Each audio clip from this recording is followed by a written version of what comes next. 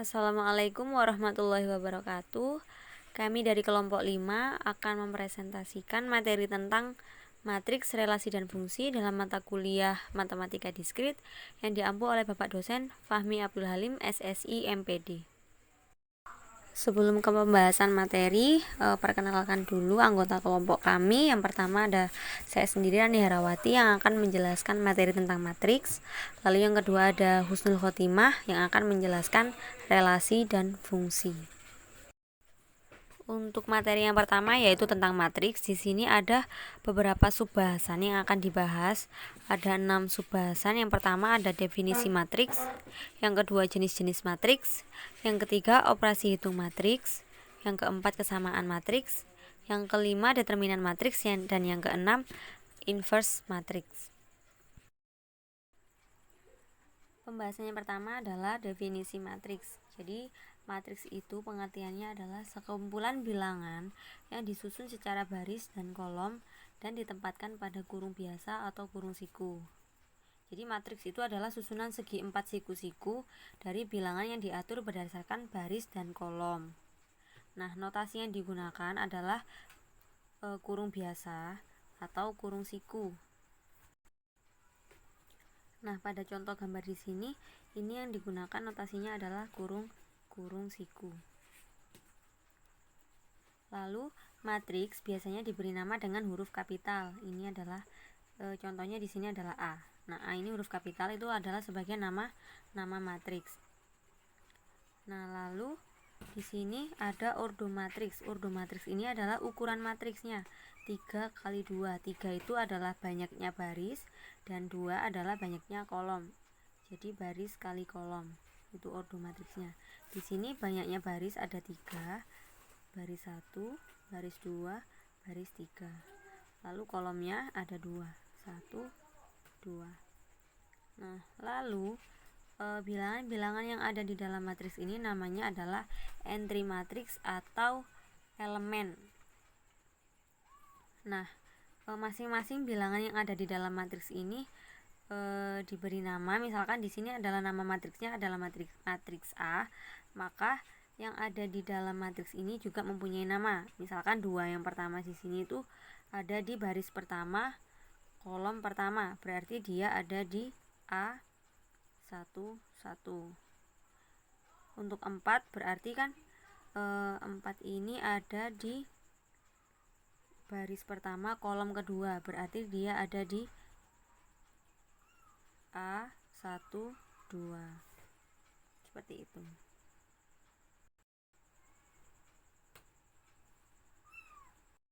Selanjutnya adalah jenis-jenis matriks. Di sini yang akan saya bahas di sini ada 10 jenis matriks. Nah, yang pertama ada matriks baris. Matriks baris di sini adalah anggotanya atau elemennya itu tersusun dalam tepat satu baris. Nah, contohnya di sini ya. Matriks B sama dengan 135. Nah, ini hanya ada satu baris. Maka dia dinamakan matriks baris. Untuk matriks kolom berarti dia tersusun dalam satu kolom. Matriks persegi adalah jumlah baris dengan jumlah kolomnya itu sama. Contohnya di sini adalah matriks dengan ordo 2 kali 2.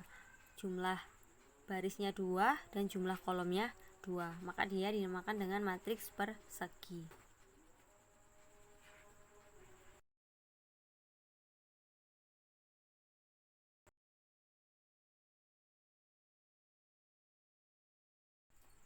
Jenis-jenis matriks selanjutnya adalah matriks diagonal. Nah, di dalam matriks itu terdapat 2 diagonal, yaitu diagonal utama dan diagonal sekunder atau diagonal kedua.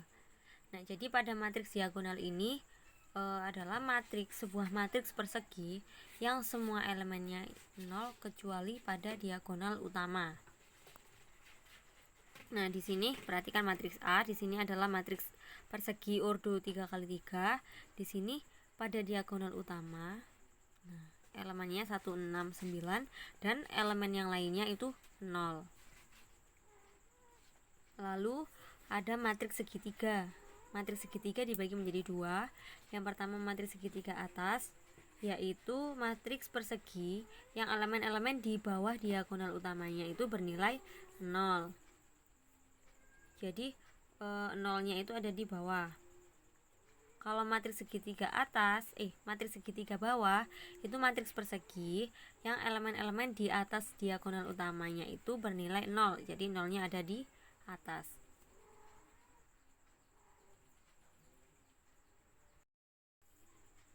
Selanjutnya ada matriks skalar. Matriks skalar itu adalah matriks diagonal yang elemen penyusun di diagonal utamanya itu bernilai sama. Nah, contohnya di sini pada matriks A, di sini diagonal utamanya itu 2, 2, 2. Yang lainnya 0. Nah, maka di sini kan diagonal utama nilainya sama, maka dia dinamakan dengan matriks skalar.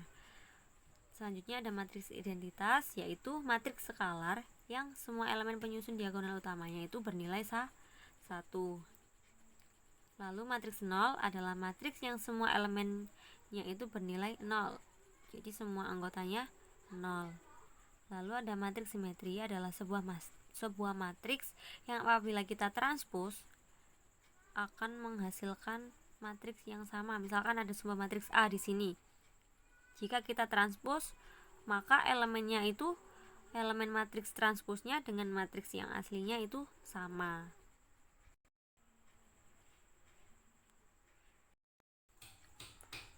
Selanjutnya ada transpos matriks. Nah, jadi apa itu transpos matriks? Jadi misalkan ada suatu matriks A, M kali N, kita tukar baris matriks A itu menjadi sebuah kolom matriks baru, lalu kolom matriks A kita ubah menjadi sebuah baris dari matriks baru. Nah, misalkan di sini contohnya A, matriks A kita ubah kolom menjadi baris dan baris menjadi kolom sehingga menjadi A pangkat T ini. Nah, ini namanya kita transpos. Saya yakin teman-teman sudah bisa ya, sudah kenal dengan transpos matriks. Oke, selanjutnya yang akan kita bahas adalah operasi matriks. Yang pertama ada penjumlahan, pengurangan, perkalian matriks dengan skalar, dan perkalian matriks dengan matriks. Ini harusnya matriks ya. Jadi ada dua matriks dikalikan. Yang pertama ada penjumlahan matriks. Nah, untuk penjumlahan matriks itu ada sebuah syarat, yaitu kedua matriks itu harus memiliki ordo yang sama. Jadi kedua matriks tersebut bisa dijumlahkan. Nah, contohnya ini adalah diketahui matriks A 1, 2, 4, 6 dan B 4, 1, negatif 4 dan 5. Nah, kedua matriks ini memiliki ordo yang sama, yaitu 2 kali 2. Nah, di sini bisa kita jumlahkan. Caranya bagaimana? Caranya adalah kita jumlahkan elemen yang seletak. Misalkan di sini 1 seletak dengan 4, 2 seletak dengan 1. Nah, begitu juga seterusnya sehingga hasilnya di sini adalah 5, 3, 0 dan 11. Untuk hasilnya juga sama, yaitu berordo 2 kali 2. Sifat-sifat penjumlahan matriks. Yang pertama ada sifat komutatif. Nah, di sini ada dua matriks yang harus berordo sama, bisa dijumlahkan secara komutatif. Yang kedua ada sifat asosiatif. Di sini juga ada 3 matriks yang berordo sama sehingga bisa dijumlahkan secara asosiatif. Lalu terdapat identitas matriks. Maksud saya terdapat identitas penjumlahan matriks, yaitu untuk setiap matriks itu terdapat matriks 0 dengan ordo yang sama sebagai matriks identitas penjumlahan, sehingga di sini itu berlaku A ditambah 0 sama dengan A dan 0 ditambah A sama dengan A. 0 ini adalah matriks 0, yaitu sebagai matriks identitas penjumlahan. Lalu ada inverse penjumlahan. Jika A itu misalkan A itu suatu matriks, maka matriks lawan dari A adalah matriks negatif A, yakni sebuah matriks yang unsur-unsurnya itu merupakan lawan dari unsur-unsur matriks A, dan apabila dijumlahkan akan menghasilkan matriks identitas penjumlahan, sehingga berlaku sifat A ditambah negatif A sama dengan 0 sama dengan negatif A ditambah A sama dengan 0.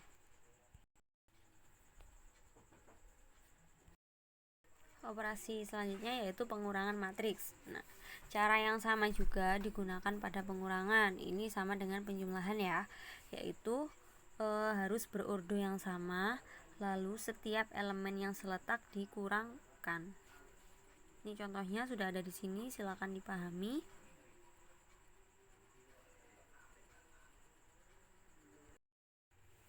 Selanjutnya adalah perkalian matriks dengan skalar.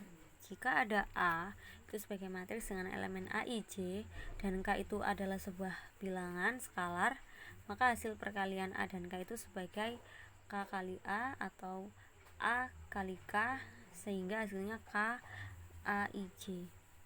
Nah, contohnya diketahui matriks A itu 1, 2, 4, 6, tentukan 3A. Nah, 3 di sini adalah sebagai skalar. Untuk penyelesaiannya 3 kali A sama dengan 3 dikali matriks 1, 2, 4, 6. Nah, ini kita kalikan satu per satu terhadap semua elemennya. 3 kali 1 sama dengan 3, 3 kali 2 sama dengan 6, dan seterusnya hingga hasilnya adalah ini.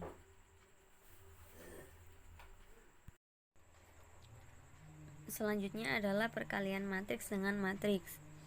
Perkalian matriks A dengan matriks B, jadi ada dua matriks yang dikalikan, itu dapat ditulis dengan A kali B. Ya, hasilnya itu diperoleh dari penjumlahan hasil kali elemen-elemen yang bersesuaian pada baris ke I matriks A dengan kolom ke J matriks B. Jadi yang dikalikan itu dari matriks yang pertama itu barisnya dikalikan dengan kolom pada matriks kedua. Nah, syarat agar dua buah matriks itu dapat dikalikan adalah matriks pertama harus memiliki jumlah kolom yang sama dengan jumlah baris pada matriks kedua. Nah, misalkan ada matriks A dengan ordo M kali N, lalu ada matriks B dengan ordo N kali P. Nah, syaratnya tadi kan pada matriks pertama harus memiliki jumlah kolom, ini kolomnya harus memiliki jumlah kolom yang sama dengan baris dari matriks kedua. Nah, ini sama kan. Nah, jika dikalikan nanti hasilnya akan memiliki ordo M kali P. Contoh di sini diketahui matriks A 6, 3, 4, 8. Di sini ordonya adalah 2 kali 2, dan matriks B 1, 2 dengan ordo 2 kali 1. Nah, nanti ini kan sama. Nanti hasilnya adalah matriks 2 kali 1. Nah, coba kita buktikan. Di sini kita hitung ya. A kali B. Nah, tadi kan cara perkaliannya adalah baris dikalikan kolom. Nah, di sini baris yang pertama 6 dan 3 kita kalikan dengan kolom pada matriks kedua, yaitu 1, 2. Perhatikan lingkaran merah, berarti dia dikalikan dengan lingkaran merah, lingkaran biru dikalikan dengan lingkaran biru, sehingga hasilnya adalah ini, ordonya 2 kali 1. Selanjutnya ada kesamaan matriks. Nah, jadi dua buah matriks A dan B dikatakan sama, menulisnya A sama dengan B jika dan hanya jika kedua matriks tersebut mempunyai ordo yang sama dan elemen-elemen yang seletak juga sama. Contohnya di sini ada matriks A dan B. Yang A dulu ya. Matriks A elemennya 1, 2, 3, 5 dan B 1, 2, 3, 5. Dia sama-sama berordo 2 kali 2. Nah, letaknya elemen-elemennya juga sama. Misalkan pada A11 dan B11 nilainya sama, A12 dan B12 juga sama, dan elemen yang lainnya yang seletak juga sama, sehingga bisa dituliskan A sama dengan B. Untuk yang B, matriks A dan B itu sama ordonya, yaitu 2 kali 2. Tetapi ada elemen yang tidak sama, yang seletak tetapi nilainya tidak sama. Misalkan pada elemen A11 dan B11. Di sini yang A11 nilainya 1 dan B11 nilainya 2, maka A tidak sama dengan B. Selanjutnya yaitu determinan matriks. Determinan matriks adalah sebuah angka atau skalar dari matriks persegi yang diperoleh dari elemen-elemen matriks tersebut dengan operasi tertentu. Nah, untuk determinan itu biasanya ditulis dengan det A atau nilai mutlak A.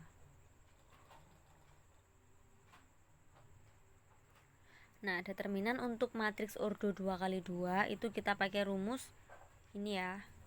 Kita perhatikan ya, di dalam matriksnya itu letaknya A, B, C, D. Maka cara mencari determinannya yaitu AD min BC. Contohnya, kita akan menentukan determinan dari matriks B berikut.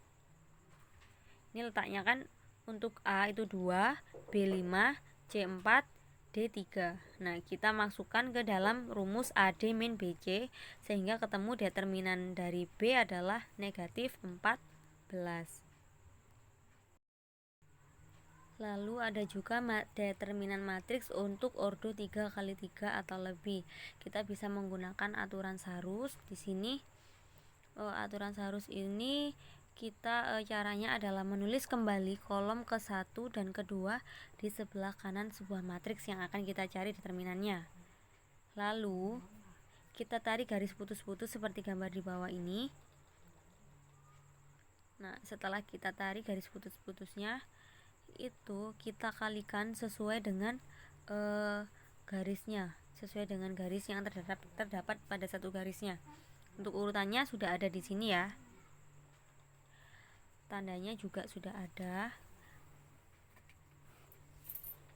Contoh soalnya nih, kita akan menentukan determinan dari matriks berurut 3x3 berikut dengan metode Sarus.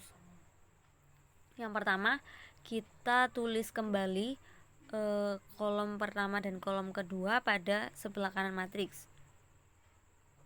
Setelah itu, kita tarik garis putus-putus seperti contoh tadi. Oke, untuk garis biru,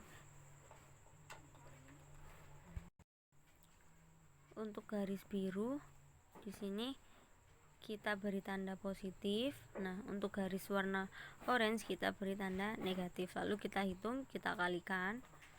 Setelah kita kalikan, kita operasikan sesuai dengan tanda yang ada di depan kurungnya. Nah, setelah itu kita hitung, ketemu determinannya.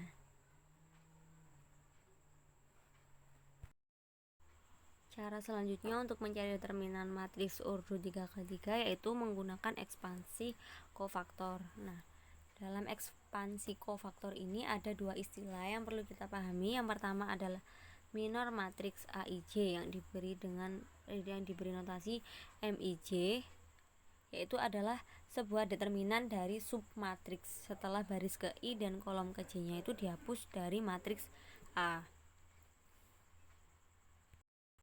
Selanjutnya adalah kofaktor matriks AIJ yang diberi dengan notasi JIJ adalah sebuah perkalian dengan minor matriks atau perkalian dengan determinan submatriks tadi dengan suatu bilangan negatif 1 yang dipangkatkan dengan I plus J. Itu adalah kofaktor matriks.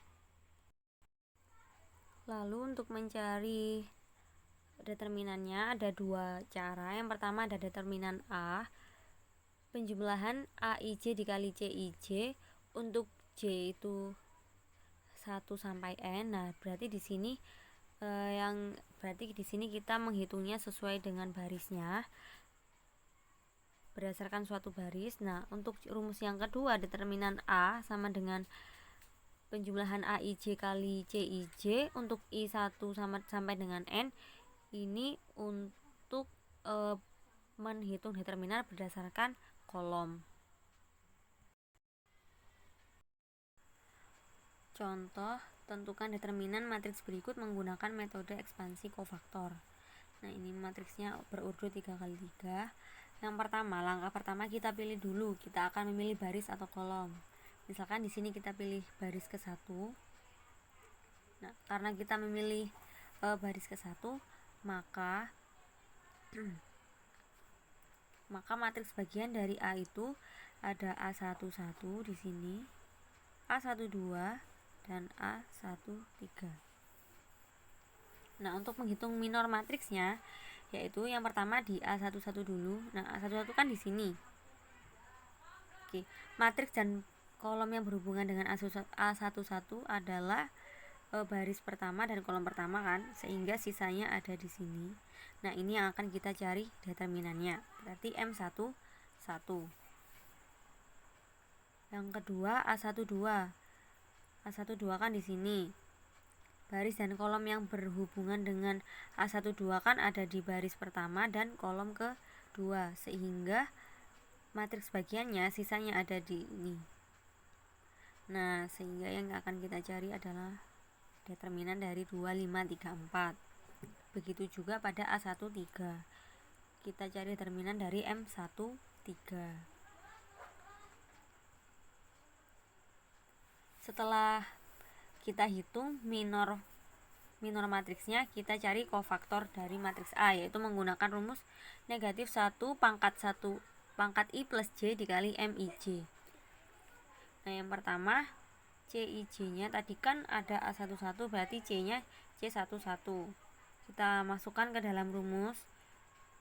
IJ nya kan 11, berarti di sini pangkat IJ nya yaitu pangkat 1 ditambah 1, sehingga negatif 1 pangkat 2 dikalikan dengan determinan dari M11 tadi, menghasilkan negatif 6. Begitu juga untuk C12 dan C13. Setelah ketemu nilai kofaktornya, kita hitung menggunakan rumus determinan A, jumlah dari AIJ kali CIJ, di mana J itu 1 sampai 3. Jadi yang berubah itu kolomnya, karena barisnya tetap, yaitu menggunakan baris pertama.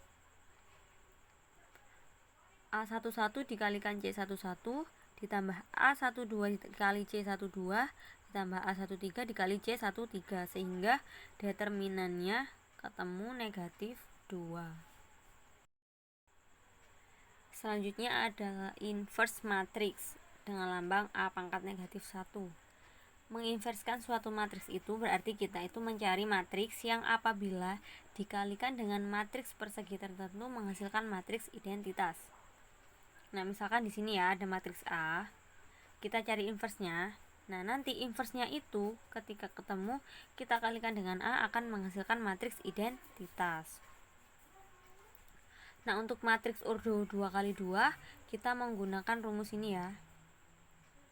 A inverse yaitu 1 per determinan A dikali D min B min C dan A. Jadi nilai A dan D nya itu ditukar, nanti pada B dan C dikasih negatif. Contohnya inverse dari matriks berordo 2x2 4172. Kita cari determinannya dulu, yaitu ketemu 8 min 7 sama dengan 1. Kita kalikan dengan matriksnya yang tadi, sehingga inversnya ketemu 2, negatif 1, negatif 7, dan 4. Untuk inverse matriks berordo 3x3, kita menggunakan adjoint matriks A yang dinotasikan dengan adjoint A. Nah, adjoint sendiri itu adalah kofaktor A terus ditranspuskan.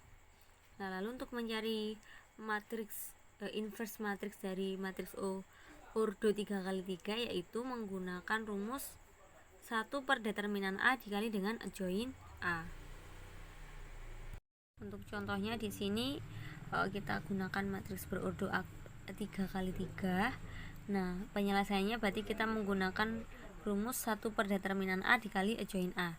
Nah, berdasarkan rumus ini kita itu membutuhkan nilai determinan dan nilai adjoint dari matriks A.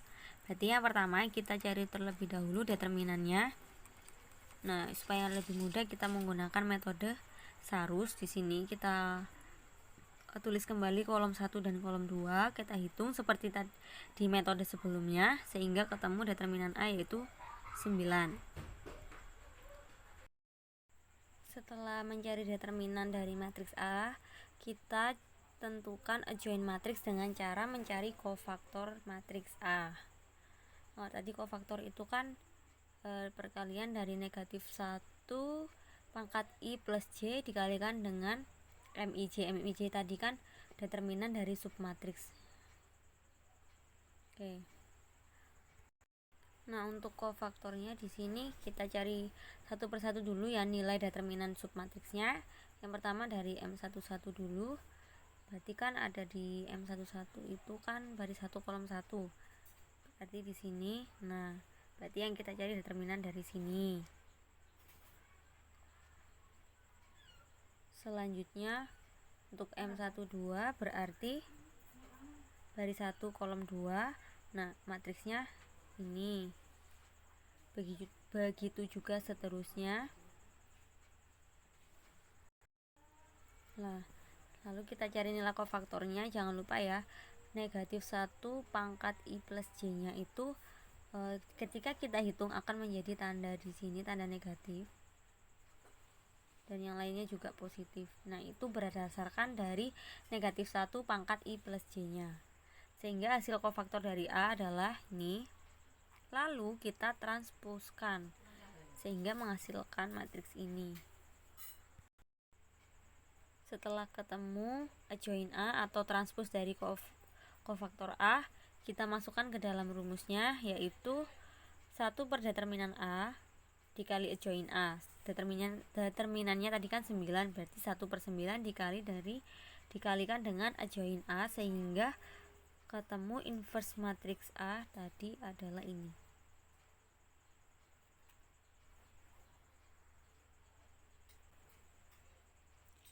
Sekian penjelasan dari saya. Terima kasih. Untuk selanjutnya akan dijelaskan oleh Mbak Kusnul.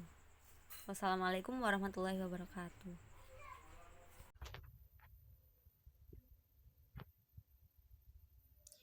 Assalamualaikum warahmatullahi wabarakatuh. Nama saya Kusnul Latimah, NPM 181003639. Di sini saya akan melanjutkan menjelaskan tentang relasi dan fungsi. Baik, langsung saja. Untuk pembahasan yang pertama, ada relasi.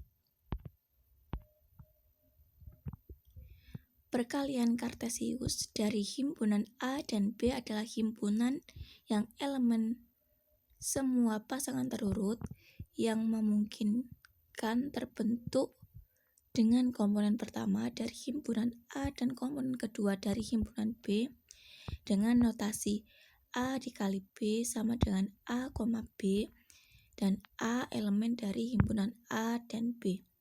Relasi antara himpunan A dan B disebut dengan relasi biner. Relasi biner R antara A dan B adalah himpunan bagian dari A kali B dengan notasi R himpunan bagian dari A dikali dengan B. Jika A, B elemen R, kita gunakan notasi A, R, B, yang artinya A dihubungkan dengan B oleh R.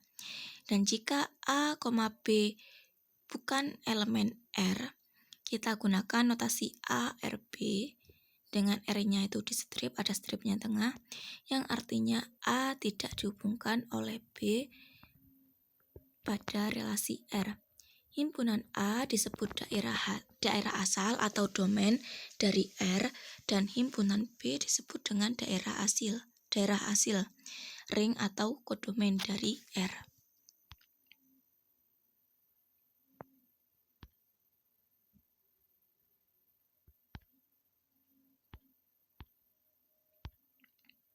Pada definisi 3.3, relasi pada himpunan A dengan relasi dari A kali A, dengan kata lain bahwa relasi pada himpunan A adalah himpunan bagian dari A kali A.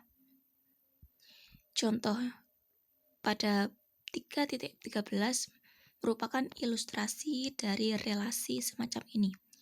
Contohnya, misalkan R adalah relasi pada A dengan A-nya 2,3, 4,8, dan 9 yang didefinisikan oleh X, Y elemen R. Jika X adalah faktor prima dari Y, maka untuk R-nya daerah hasilnya 2,2, 2,4, 2,8, 3,3, dan 3,9.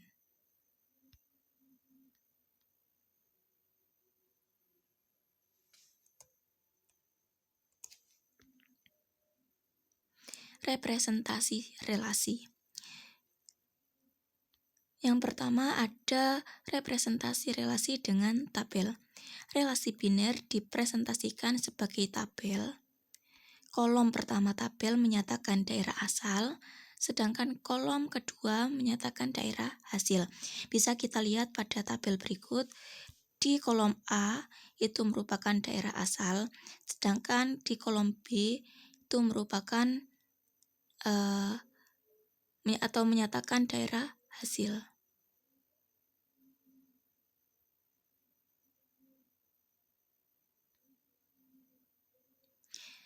Representasi relasi dengan matriks yang kedua. Misalkan R adalah relasi dari A dengan A anggotanya A1, A2 sampai dengan AM, dan B anggotanya B1, B2 sampai dengan Bn. Relasi R dapat disajikan dengan matriks M, M, I, J, yang dalam hal ini MIJ-nya 1 untuk A, I, B, J elemen R, dan MIJ-nya 0 untuk A, I, B, J bukan elemen R.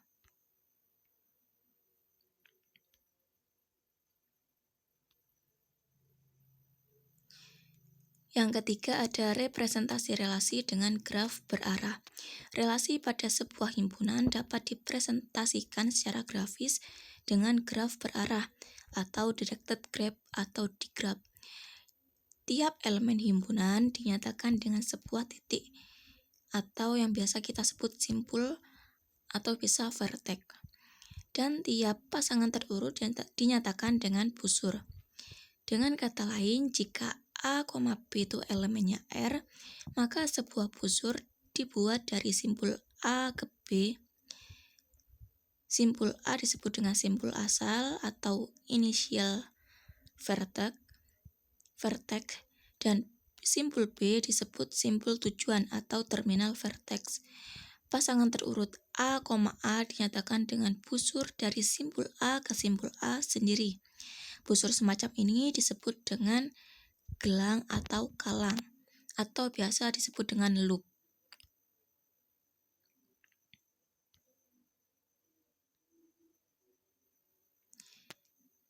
Kemudian ada mengkombinasikan relasi. Karena relasi biner merupakan himpunan pasangan terurut, maka operasi himpunan seperti irisan, gabungan, selisih, dan beda setangkup antara dua relasi atau lebih juga berlaku. Hasil operasi tersebut juga berupa relasi. Dengan kata lain, jika R1 dan R2 masing-masing adalah relasi dari himpunan A ke himpunan B, maka operasinya ada R1 irisan R2, R1 gabungan R2, R1 dikurangi R2, dan R1 plus R2 juga adalah relasi dari A ke B.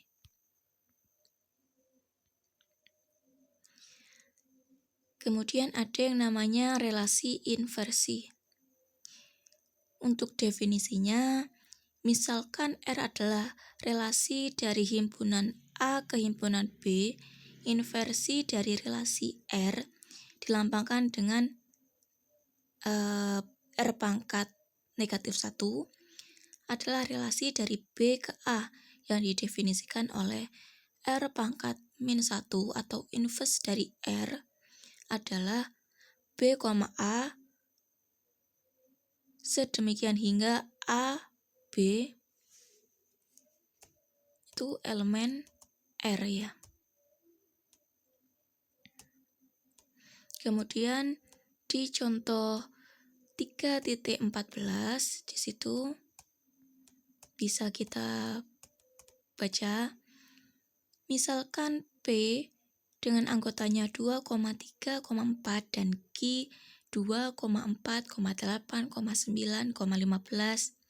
Jika kita definisikan relasi R dari P ke Q dengan P, Q-nya elemen R jika P habis membagi Q. maka kita peroleh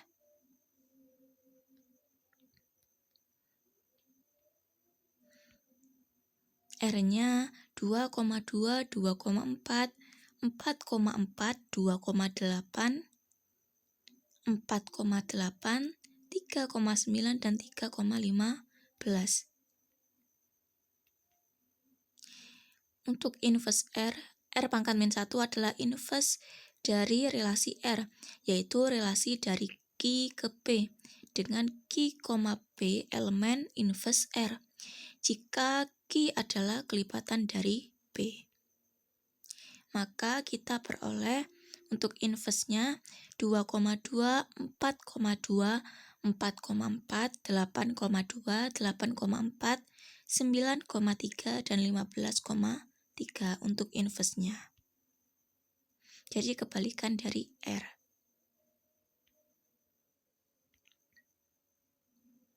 Kemudian ada yang namanya komposisi relasi.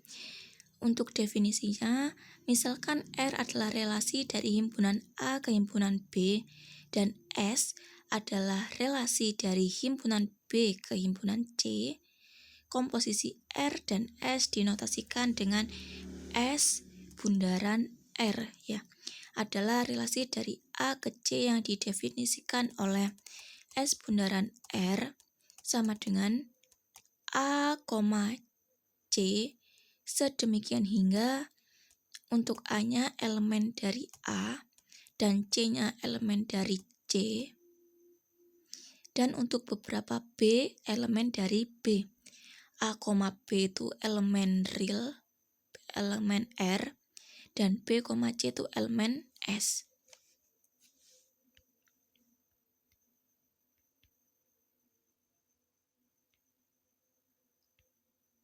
Untuk sifat-sifat relasi, yang pertama ada refleksif. Refleksif definisinya, relasi R pada himpunan A disebut refleksif jika A, elemen R, dan untuk setiap A elemen A, relasi R pada himpunan A tidak refleksif jika ada A elemen A sedemikian hingga A, B bukan elemen dari R.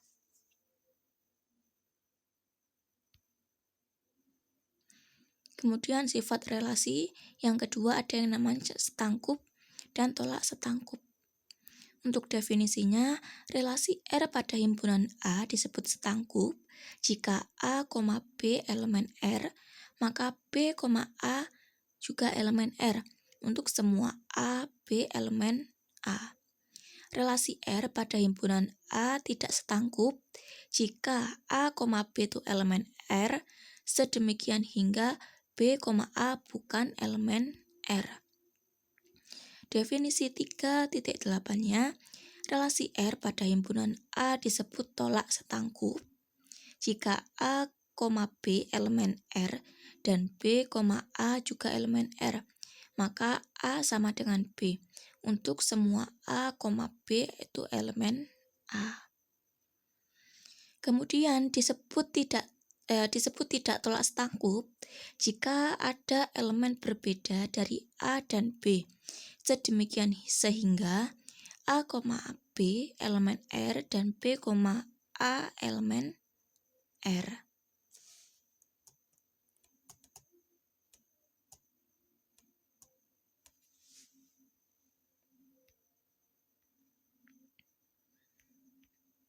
Kemudian sifat relasi ada menghantar atau transitif. Untuk definisinya, relasi R pada himpunan A disebut menghantar jika A, B elemen R dan B, C elemen R, maka A, C elemen R untuk semua A, B, C juga elemen A.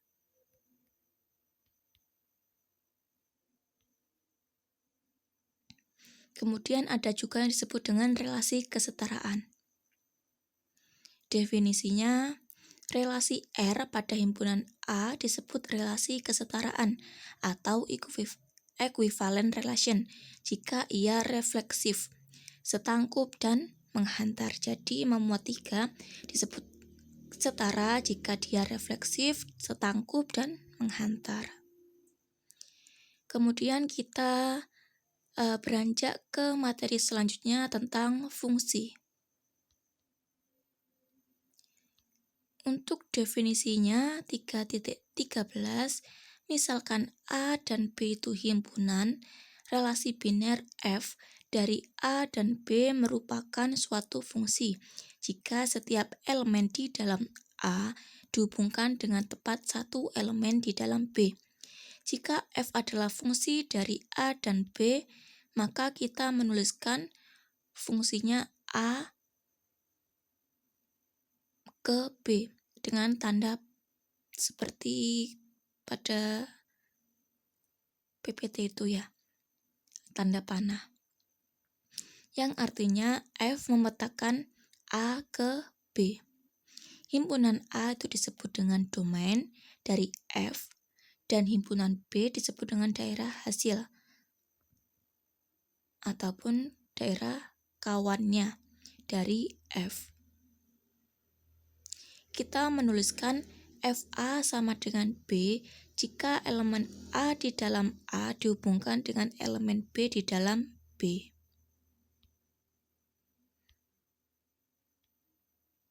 Jika FA itu sama dengan B, maka B dinamakan bayangan atau image dari A dan A dinamakan prabayangan atau pre-image dari B. Himpunan yang berisi semua nilai pemetaan F disebut jelajah atau ring dari F. Bisa perhatikan bahwa jelajah dari F adalah himpunan bagian atau mungkin proper subset dari B. Bisa kita amati pada gambar berikut ya. Untuk gambar 3.5 merupakan gambar fungsi F memetakan dari A ke B.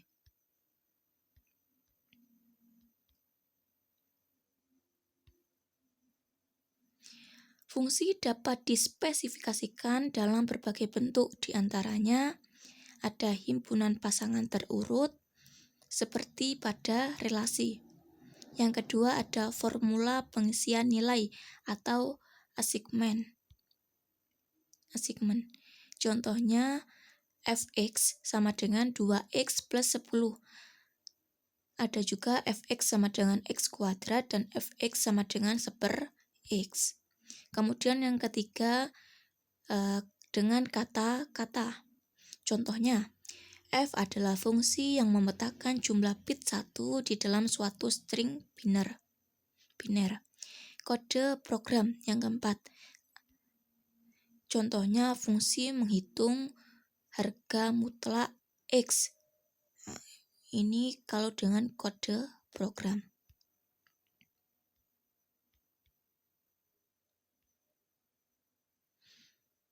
Untuk definisinya, jika F dikatakan 1 ke 1 atau 1 to 1 atau injektif, jika tidak ada dua elemen himpunan A yang memiliki bayangan sama. Bisa kita amati pada gambar 3.6, itu merupakan fungsi 1, 1. Jadi, setiap himpunan A itu memiliki bayangan hanya 1, tidak ada 2. Tidak ada yang dipetakan sebanyak 2 kali. Jadi, hanya 1.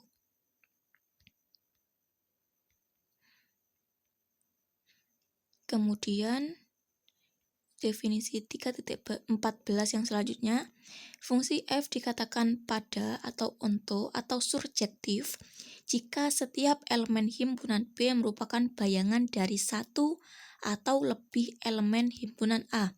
Dengan kata lain, seluruh elemen B merupakan jelajah dari fungsi F. Fungsi F disebut dengan fungsi pada himpunan B. Bisa kita amati pada gambar berikut. Jadi, pada gambar 3.7 merupakan fungsi pada.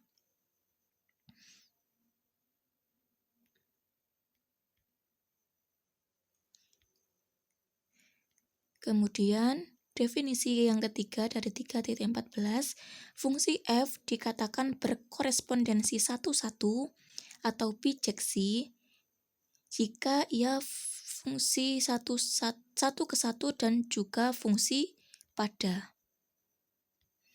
Jadi memuat fungsi satu-satu dan fungsi pada. Berikut merupakan gambar dari perbedaan 4 tipe korespondensi.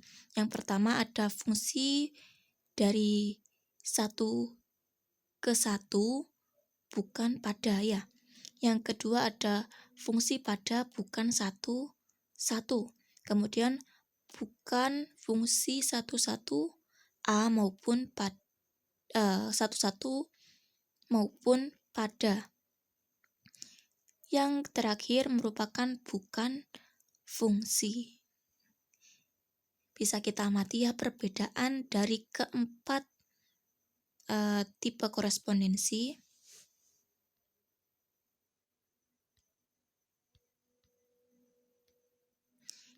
Kemudian ada yang namanya fungsi inversi.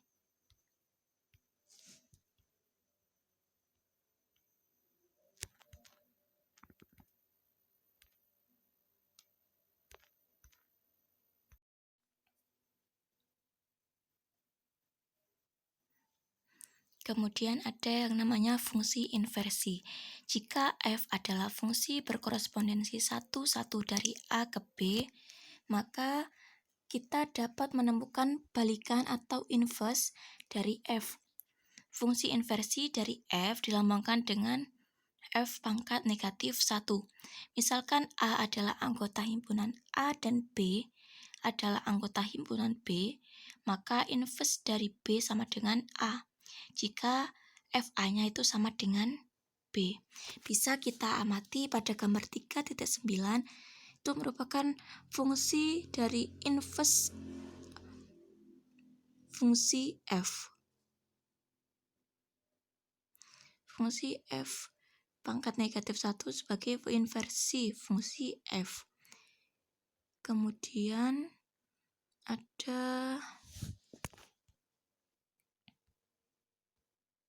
komposisi fungsi. Misalkan G adalah fungsi dari himpunan A ke himpunan B dan F adalah fungsi dari himpunan B ke himpunan C. Komposisi F dan G dinotasikan dengan F bundaran G adalah fungsi dari A ke C yang didefinisikan oleh F bundaran G A sama dengan F dalam kurung G A. Dengan kata lain, F bundaran G adalah fungsi yang memetakan nilai dari G A ke F. Pada gambar berikut mengilustrasikan komposisi dua buah fungsi. Jadi bisa kita amati ya. Jadi dari A ke B itu merupakan G A, kemudian dipetakan lagi ke himpunan C. Jadi menjadi fungsi dari G A.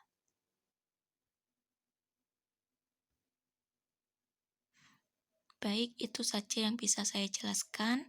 Kurang lebihnya mohon maaf. Kemudian jika masih belum paham bisa dibaca kembali pada makalah yang sudah kami share di grup WA. Saya akhiri, wassalamualaikum warahmatullahi wabarakatuh. Saya kembalikan kepada moderator.